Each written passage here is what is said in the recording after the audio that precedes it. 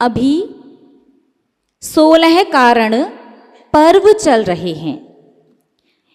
सम्यक दर्शन के साथ अनुष्ठान करने से शातिशय पुण्य का बंध तो होता ही है, लेकिन साथ ही साथ में यदि पर्व में, जब पर्व चल रहे हों, जब कोई व्रत हो, उसमें यदि विशेष रूप से आराधना की जाती है तो वो विशेष फलदायी होती है।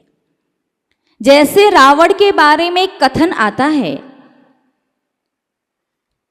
रावण के भवन में शांतिनाथ भगवान का जिनालय था।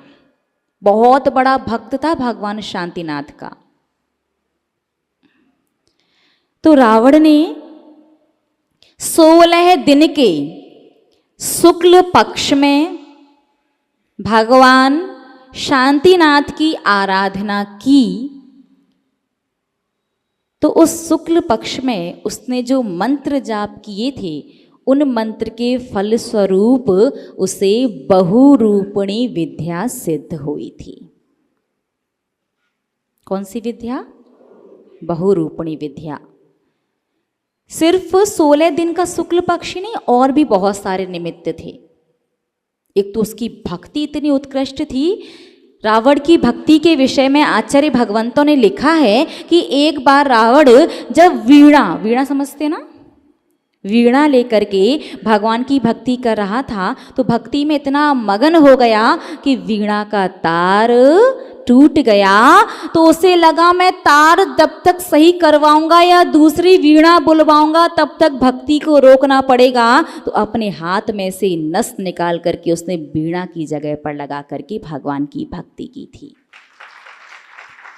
और आप लोग भक्ति, संसार कहता है रावण इतना पापी। हाँ, माना कि उसने गलत किया, उसने पर स्त्री का हरण किया, लेकिन साथ में एक बात और ध्यान रखो, रावण ने केवली भगवान के सामने नियम लिया था कि जो स्त्री मुझे नहीं चाहेगी मैं उसके साथ बल प्रयोग नहीं करूंगा।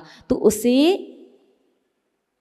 पसंद आई सीता, उसका हरण किया, लेकिन कभी भी सीता का स्पर्श नहीं किया, अपने नियम को नहीं तोड़ा। गलती की तो उसे दंड मिला। अभी वो कहाँ है? नीचे नरक में। आगे आने वाले भवों में और भी वो अपने कर्मों का फल भोगेगा, लेकिन वो आगे आने वाले भवों में ऐसा धर्म करेगा, ऐसे सातिशय पुण्य का बंध करेगा। अभी आपके वर्तमान में 18वें नंबर के तीर्थंकर अरनाथ जी हैं, और भविष्यकालीन 24वीं में 18वें नंबर के तीर्थंकर रावण का जीव बनेगा। हमारा धर्म जो है ना, जैन धर्म, बड़ा अच्छा है। वो पार्शियलिटी, किसी के साथ भी पक्षपात नहीं करता, कोई भेद नहीं।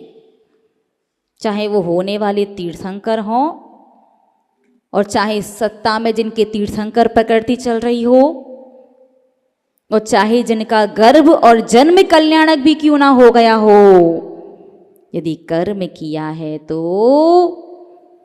उन्हें भी फल भोगना पड़ा। फिर तो आप सामान्य मनुष्य हो।